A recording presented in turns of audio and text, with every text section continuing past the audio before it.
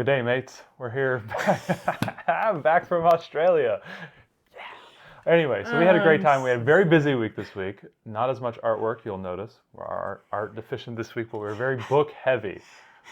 I like how we're just coming out there. Here's all of our faults, guys. Yes. We did not do art. We did not do food either. I mean, we did feed our children. I'm not saying that, but we didn't do any special food. I mean, I could just quote Dumb and Dumber and really, boy. really upset all of our upside down friends, but let's not do that. Goodness. Let's start off with some books today. Good day, mates.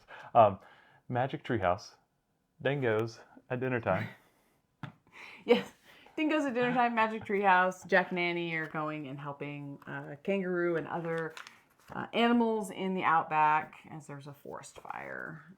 So it was really good. It's Magic Treehouse. It is exactly what you expect. No better, no worse. Our kindergartner loves these books. She Absolutely adores loves them. So you can definitely tell she nailed her demographic. She did. Greetings from Somewhere, the mystery at the coral reef. Right. Ethan and Ella are at the Great Barrier Reef visiting their cousins, and they are trying to uncover divers who are stealing coral, right? Because that's a big problem, is that they take pieces of coral to sell and stuff. So they're uncovering a mystery, the coral thief. Yeah, it's great. And all the greetings from somewhere are really good. Because we were focusing on a marine on the ocean in Great Barrier Reef this week, this was a perfect book to read to go with that as a biome. So if you can't get that book, honorable mention, Race the Wild Great Reef Race. Yes, it was my idea to have our older daughter read this, and we just weren't able to fit it in. But it is really great because it's kind of it's an eco race type of a series. Every book is doing that, but it dives a lot into the animals and the science. There's like a special section at the end of every chapter. More science heavy than say like Greetings from Somewhere. Yeah, exactly. So this is definitely better for a slightly older child. We just didn't have time to get into it, but that would have been good. Race the Wild. Ready to read, Living in Australia. So yeah, these are great. We've talked about the Living In books, fictional child and what their life is like, and a little bit of history of the country. Perfect for kinder first grade. So we were doing the Follow Me for the last couple weeks. This is the Living In, which is a little bit a lower level book if you're looking for something that's for a low, like a kindergarten or first grader level. Yeah, this is more appropriate. Those Follow Me books tend to be maybe like first, second, third level. I think they're more of like a third grade book, in my opinion. But yeah. Inky the Octopus. So this was actually fun. So you had a big exam for your master's that you had to take, and you were gone from the house for the whole day. And so our older daughter, our 9-year-old, actually read this story to our kindergartner while I sat there and did my work. And it went really great. I was really proud of her. And so this is all about an octopus that escapes from the aquarium. Was his name Hank? It was Inky. Okay. Inky the octopus. Anyway, okay. So there's 2 different books about Inky's escape. I think they're both pretty good. This is just the one that our library happened to have, but you can choose either. But our daughters really enjoyed it, and this is a book from New Zealand, I believe. New Zealand. Koala Lou. Oh, this is kind of cute. So worked really well as a kinder type book. It's about Koala Lou is a little girl koala, and she notices as she gets up, she doesn't hear her mother. She grows up, she doesn't hear her mother say she loves her as much because her mother's busy, and so she goes into the Outback Olympics, and she wants to climb the tree fastest so that her mother will acknowledge and say how much she loves her. And of course it's about acceptance and things, and so it's very fanciful because it's the Koala Olympics, but it was super cute, and our youngest daughter really enjoyed it. Absolutely. Bira Rung Willam. This is really good. So this is from this is Aboriginal Australian language. So it's very interesting because it basically uses English, but then it replaces certain words like word for river or word for bird with the Aboriginal word for that. Yes. So it's very interesting because you're reading through and you don't recognize the word, but because of the picture and because of the sentence structure, you kind of understand For context, yeah. what it is. And then at the back, they have a glossary. So if you really don't know, you can look it up. I've seen that style in when we did the Native Peoples. There's a few books where you'll be reading and they'll insert the language, the word in that language, which I think is a really cool twist and makes you parents at home feel what it's like to read, struggle to read and not know certain vocabulary is what our kids go through all the time. Right, as they're learning to read. And it was fun because our our girls would sit with me and we would kind of decode, like, what do we think that word means? You know, I haven't heard that word before. Oh, I think it means river. Yeah, I think they're talking about that. Oh, I think it's that bird over there in the picture they're talking about. So That's great. it was really good. I liked it. I thought it was a really good book. The most normal animal of all time, the platypus. So Australia's got some really crazy animals, the platypus being one of them.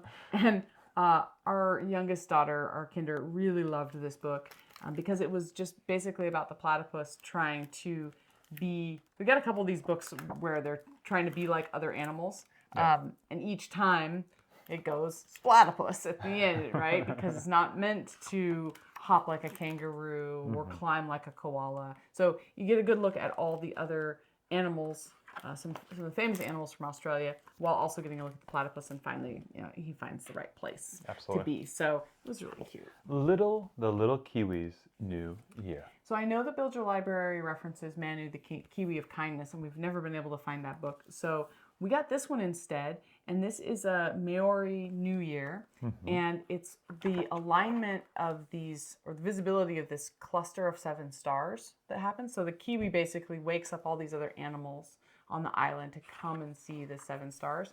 And then we did a series of YouTube videos where we researched what happened on the Maori New Year. So it was fun because it was different. I didn't know that they celebrated a separate New Year, and especially the alignment of these stars. I thought it was really interesting, and our girls really enjoyed it. That's really cool. It was very cool. Edward the Emu.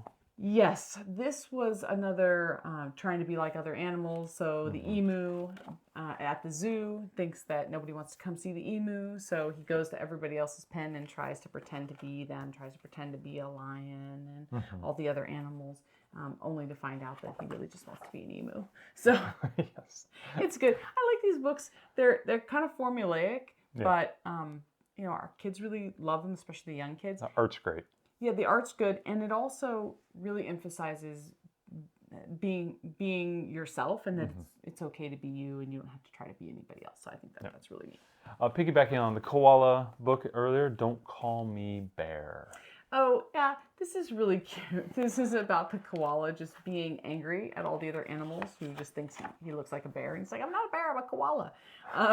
So this is right up that kinder alley. I think it goes over really well. Just like Platypus, it's silly. It's a little it's the bit same snarkly. guy who did Pig the Elf. Yes, yeah. Pig the Pug. Yeah, the Pig the Pug books. Very, very great line of books. If you haven't seen the Pig the Pug books, also really good. But this one's a fun one to do. DK Smithsonian, not just ocean, but ocean. Right. We have a few different books. We have the dinosaur one. We have the space one. These books are great. So because we're studying the Great Barrier Reef, we took this book and really just looked through and picked out a few highlights. We talked a lot about corals and about some of the tropical fish. We looked up in this book some of the animals that we saw in Finding Nemo. We watched Finding Nemo. So this is a fantastic book. If you don't already own this book, I would definitely go buy this book. It's one of those. This whole series of books are just tremendous. It's one of those books that I know. We have the one dinosaur as well. Dinosaur. We have space. We have human anatomy. We have animal. These are those kind of books that even when we're not homeschooling anymore, we'll just keep around for our grandkids. These will always stay. Just your own reference too. Their own reference. They're just so good. So I highly recommend these books. Yep. So.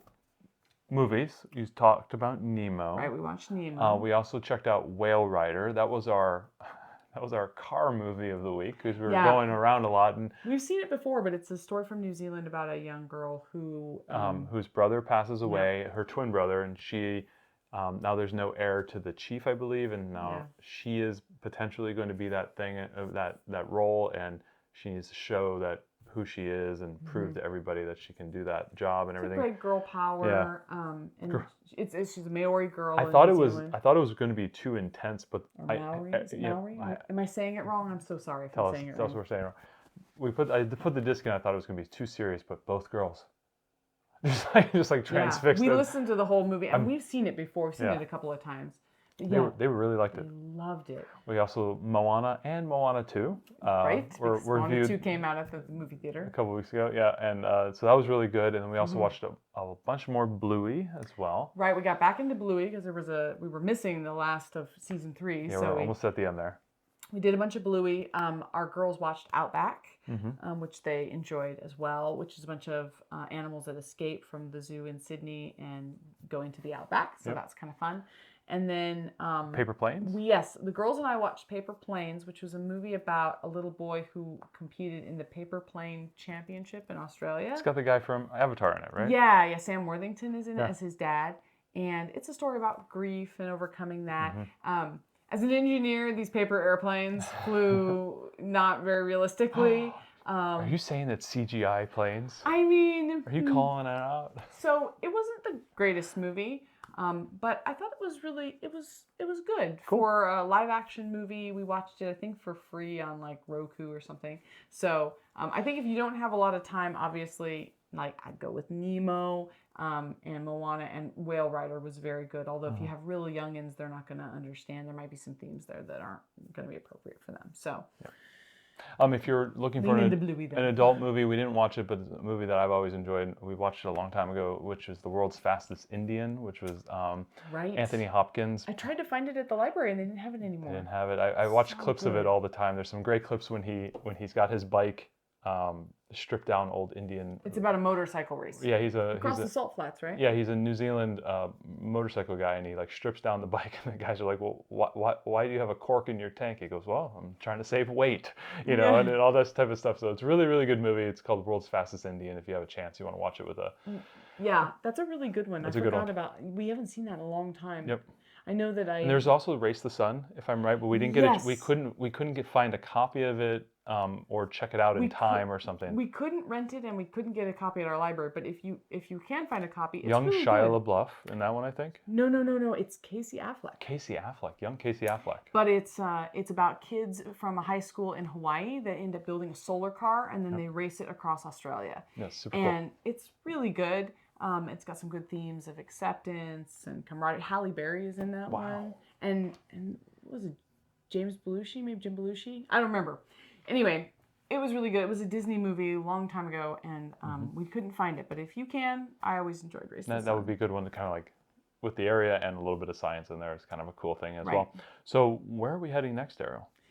Yes. So next we're going to go to India and do a bit of India. I think gonna that's be our great. plan. I've got to get all the books together for it, and we Cannot were gonna wait for the food. we were gonna go out to the Indian restaurant this weekend because the grandparents have the kids, and but then I was like, oh well, we can't go now because they're gonna want to go. They're gonna and want to go. have the food too. So we have an Indian grocery store not too far away, so we'll go to that too and get some snacks and things. Yeah, and put sure, our we'll be eating well. And homemade yum box, and we'll see you guys in another week.